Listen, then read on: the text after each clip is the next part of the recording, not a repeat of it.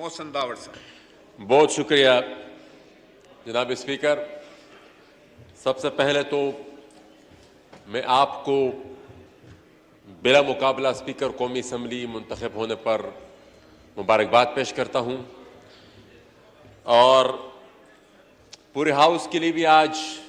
यकीनन एक खुशी का मुकाम है कि आज जिस आइन शिकन के खिलाफ यहाँ पर अदम एतमाद की तहरीक हमने पास करवानी थी, वो अदम एतमाद की तहरीक से पहले ही इस्तीफ़ा देकर यहाँ से चला गया। लेकिन जनाब स्पीकर, जिस तरीके से उन्होंने आइन को रोंदा, जिस तरीके से उन्होंने पार्लियामेंट्री प्रोसीजर्स को, पार्लियामेंट्री नॉर्म्स को, पार्लियामान की रवायात को रोंदा, उसका एहतसाब जरूर होना चाहिए। पिछले जब से ये असेंबली बनी है, इस पूरे अरसे में मेरे ख्याल में स्पीकर की इस कुर्सी में जो भी वहां पर बैठता था, जितना बेतौकीर इस दौर में किया गया था, मेरे ख्याल में पाकिस्तान की पार्लियामान की तारीख में स्पीकर की कुर्सी को और इस पूरे पार्लियामान को इतना बेतौकीर नहीं किया गया। मैं अपनी तकरीर से पहले, क्योंकि उस वक्त पिछले दिनों जब प्राइम मिनिस्टर साहब का इंतखाब हुआ था, उस दिन भी हमने बोलना था, लेकिन वो फिर रोनता हुआ चला गया और एजलास पे एडजर्न कर दिया। तो वो जो बातें हमने रिकॉर्ड पे लानी थी, उससे पहले मैं आज कल रात को जो वाकया हुआ है, वह इंतहाई अफसोसनाक वाकया हुआ है कि शुमाली वज़ीरिस्तान के वो IDPs जो ज़रब-ए-अज़ब शुरू होने से पहले अफगानिस्तान के बॉर्डर को क्रॉस करके अफगानिस्तान चले गए और वो अभी तक वहां पर फंसे हुए हैं। पिछली हुकूमत ने उनको वापस लाने के लिए कोई पॉलिसी नहीं बनाई और वो इंतहाई बुरी हालत में वहां पर जिंदगी गुजार रहे हैं। और कल रात को पाकिस्तानी फौज के तैयारों ने, पाकिस्तानी एयरफोर्स के तैयारों ने अफगान बॉर्डर के उस तरफ मीर सफर रुस से इलाका मुल्हा के इलाकों में बमबारी की और 40 से ज्यादा अफराद उसमें जान बहक हुए, शहीद हुए हैं। तो मैं उसकी भी मजम्मत करता हूं जनाब स्पीकर। ये बाज चीजें ऐसी हैं जो कि हमारी रेड लाइंस हैं, जिस पर हम किसी सूरत भी कंप्रोमाइज नहीं कर सकते, जिस पर हम किसी सूरत भी खामोश नहीं रह सकते। इस चीज को रोकना होगा। पहले ही हमें इतना जख्म दे चुके हैं, इतने जख्म हमें मिल चुके हैं जिसका मदावा अभी तक नहीं हुआ। वो जो जेट तैयारों की बमबारियां हैं जो कि पूरे के पूरे शहर मलियामट किए गए हैं, उसका मदावा अभी तक नहीं हुआ और ऊपर से ये फिर ये बमबारियों का सिलसिला शुरू हुआ। तो ये इंतहाई अफसोसनाक है। इसकी भरपूर तहकीकात भी होनी चाहिए और जिसने भी ये ऑपरेशन प्लान किया है उसके खिलाफ कार्रवाई, जो कि होनी नहीं है, मुझे पता है कि नहीं होनी, लेकिन बहरहाल हमने ये एहतजाज अपना यहां पर रिकॉर्ड पर जरूर लाना है। जनाब स्पीकर, हमारे लिए इसी से कनेक्टेड ये क्यों हो रहा है? ये इसीलिए हो रहा है कि हमारी एक फ्लॉड अफगान पॉलिसी है जो 40 साल से भी ज्यादा हम उस पॉलिसी को फॉलो कर रहे हैं और उसकी रिपरकशंस फिर हमने देखी कि उसमें कितनी तबाही हुई। और वो पॉलिसी ये है कि हमने कभी एक शक्ल में वहां पर मिलिटेंसी को सपोर्ट किया है, कभी दूसरी शक्ल में। हमने अभी तक अपनी पॉलिसी की तस्हीह नहीं की, हमने अभी तक अपनी इस्लाह नहीं की। अभी रिसेंट पास्ट में जो हुआ अफगानिस्तान में और उसमें फिर जो हमारा किरदार रहा, वो भी सबके सामने है। और उसी के रद्द-ए-अमल में जब यहां पर हम वहां पर खड़े होकर जब हम चीखते थे कि इसका रद्द-ए-अमल यहां पर आएगा, इसका रद्द-ए-अमल यहां पर जरूर आएगा और दहशतगर्दी यहां पर फैलेगी उसके नतीजे में। और फिर वही हुआ कि जिस तरीके से, जिस स्पीड के साथ फिर यहां पर दहशतगर्दी फैली और वो जो फिर वहां पर आए दिन टारगेट किलिंग होती है, वो सब कुछ रिकॉर्ड पर है। लेकिन फिर वो हमारे पश्तो में कहते हैं कि मढ़हम जयम पढ़हम जयम, दहशतगर्दी का निशाना भी हम बनते हैं, पर उसके रद्द अमल में जो अमलियात होती है उसका निशाना भी पर दहशतगर्द नहीं बनते, पर वो आम आवाम को वो फेस करना पड़ता है, जिस तरह कल रात को हुआ। तो ये बुनियादी चीज जो सबसे बड़ा चैलेंज भी है, इस मौजूदा हुकूमत को, वो हमारी अफगान पॉलिसी और उसके साथ पर कनेक्टेड ये जो दहशतगर्दी है, इसको हमने किस तरीके से, इसमें जब तक हमारी पॉलिसी में क्लैरिटी नहीं आएगी हम शशपंज में रहेंगे।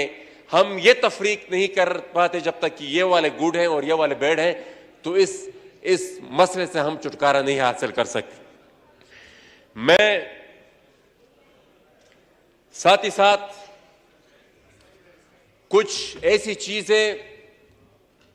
18वीं तरमीम मेरे ख्याल में एक बहुत बड़ी अचीवमेंट थी छोटे सूबों के लिए। मेरे ख्याल में जब से ये पाकिस्तान बना है, वाहिद उनके जो छोटे सूबों के जो सूबाई खुद मुख्तारी का जो उनका देरीना मुतालबा था 18वीं तरमीम की शक्ल में, लेकिन उस पर अमल दरामद के बजाय उसके खिलाफ साजिशें होती आ रही हैं अभी तक।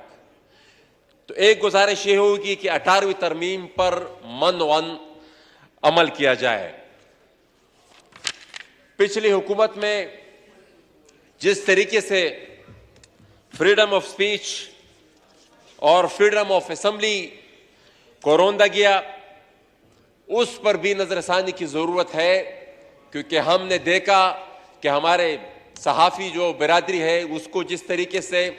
इस्तेसाल का निशाना बनाया गया, उस पर जितनी ऑपरेशन का उन्होंने सामना किया और हमारे पॉलिटिकल वर्कर्स ने जितने ऑपरेशंस का सामना किया, तो ये भी हमारी गुजारिश है कि वो मुकदमात जो पिछली हुकूमत में बने थे, उन सारे मुकदमात को भी वापस लिए जाए और जो पॉलिटिकल वर्कर्स जेलों में हैं उनको उनके रिहाई का, जहां इनफोर्स्ड डिसअपीयरेंसेस का मसला है, अख्तर मेंगल साहब ने भी उस पर तफसीली बहस की। वही बात मैं भी रिकॉर्ड पर लाना चाहूंगा कि इनफोर्स्ड डिसअपीयरेंस का मसला वो बहुत ही ज्यादा नाजुक है और उस मसले पर यहां पर हफीज बलोच, देखिए ना, एक पीएचडी स्टूडेंट जो यहां पर, और ये केस सभी इस्लामाबाद हाई कोर्ट में चल भी रहा है और सारे जो रिकॉर्ड्स हैं वो इस्लामाबाद हाई कोर्ट में रिकॉर्ड पर लाए गए हैं कि किस तरीके से बलोच स्टूडेंट्स की वहां पर प्रोफाइलिंग की जाती है। कायद-ए-आज़म यूनिवर्सिटी में वो जो पेरिफेरीज में जो होता है वो तो अलग सी बात है, लेकिन यहां पर पाकिस्तान के कैपिटल में एक यूनिवर्सिटी में जो सलूक होता है, तो इसमें भी हमें नजरसानी की जरूरत है और जो माजी में होता रहा है उसके रोकथाम की जरूरत है। हमारे एक्स फाटा में पिछली हुकूमत, उससे जो लास्ट टाइम 2018 में जो मियां साहब की हुकूमत, जब पाकिस्तान मुस्लिम लीग नून की हुकूमत जब खत्म हो रही थी, शायद खाकान अब्बासी साहब प्राइम मिनिस्टर थे, तो जाते जाते फाटा मर्ज हो गया खैबर पख्तूनख्वा में। लेकिन यहां जो हम देख रहे हैं पिछले 3.5 साल में जो हमने देखा, तो हम ये कह सकते हैं कि फाटा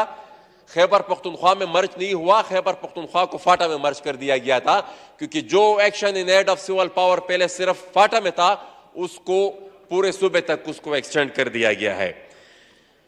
तो उसको भी वापस लेने की जरूरत है। एनएफसी में जो शेयर हमें प्रॉमिस किया गया था, सरताज अजीज साहब की रिपोर्ट जो थी जिसके बुनियाद पर फाटा का मर्जर हुआ था, उसमें यह लिखा गया था, यह मेंशन था कि फाटा को 3% एनएफसी में मिलना चाहिए, तो बजाय ये कि वो हमें 3% मिलता, सारी पूरा का पूरा दौर इसके पीछे लगा दिया गया था कि फलाना सूबा नहीं मान रहा, फलाना सूबा नहीं मान रहा। सूबों के साथ हमारा कोई सरोकार नहीं, ये वफाक की रिस्पॉन्सिबिलिटी है, वफाक की हुकूमत की रिस्पॉन्सिबिलिटी है कि हमें वो हायर एजुकेशन का जो हाल हुआ, मेरे ख्याल में ये भी हायर एजुकेशन पर बदतरीन दौर था और हमारी यूनिवर्सिटीज, खासतौर हमारे खैबर पख्तूनख्वा की यूनिवर्सिटीज में असातिज़ा करान और जो लोअर स्टाफ था उनकी तनख्वाहें तक नहीं थी। अभी भी पिछले तकरीबन 1 महीना तक पेशावर यूनिवर्सिटी में इस सिलसिले में स्ट्राइक्स रही, तो इस पर भी खुसूसी तवज्जो की जरूरत है। आखिर में मैं ये कहूंगा कि ये जो अब एक नैरेटिव बनाने की वो कोशिश कर रहे हैं हमारे जो तहरीक इंसाफ वाले साथी हैं, हम देख रहे हैं चंद जलसों में उनकी कुछ नारेबाजियां भी होती है, तो मैं उनको ये बताना चाहता हूं कि जब वो हुकूमत में थे तो बूट पॉलिश के अगले पिछले तमाम रिकॉर्ड उन्होंने तोड़ दिए थे, और अब जब उनकी हुकूमत नहीं रही तो वो फिर अब इनकलाबी बनने की कोशिश कर रहे हैं और वो एक ऐसा नैरेटिव बनाने की कोशिश कर रहे हैं जैसे कि हम एंटी एस्टेब्लिशमेंट भी हो, हम एंटी अमेरिका भी हो। एक फोन कॉल के पीछे कितने तरसे हमारे खान साहब, वो भी सबको पता है। और फिर वो अगर कॉन्स्पिरेसी करेंगे तो आपके खिलाफ क्यों करेंगे? आपका तो हमको भी पता है, पूरी दुनिया को पता है कि आपने ये जो आपके पास इख्तियार कितना था, आपकी असेंबली का एजेंडा कौन बना कर देता था, वो हम सबको नहीं पता। तो अब आप ये नैरेटिव बनाने की कोशिश कर रहे हैं। बहरहाल मैं आखिर में फिर जनाब स्पीकर आपको मुबारकबाद पेश करता हूं और इस उम्मीद के साथ कि पॉलिसीज कहीं और से नहीं इसी पार्लियामेंट में बनेगी, फैसले कहीं और नहीं इसी पार्लियामेंट में होंगे। और मेरे ख्याल में अगर ये अब मुमकिन ना हुआ, क्योंकि पूरी की पाकिस्तान की क़यादत हमारे प्राइम मिनिस्टर साहब के पीछे है, वो उनकी बैक पे है, और ये अगर हम अब यकीनी ना बना सके तो मेरे ख्याल में शायद ही हमारी जिंदगी में फिर ये यकीनी हो जाए। मैं आखिर में इस शेर पे आपसे इजाजत चाहूंगा कि मैं इस उम्मीद पर सहरा में आगे बढ़ता रहा कि अगले मोड़ पर शायद फुरात मिल जाए। बहुत शुक्रिया।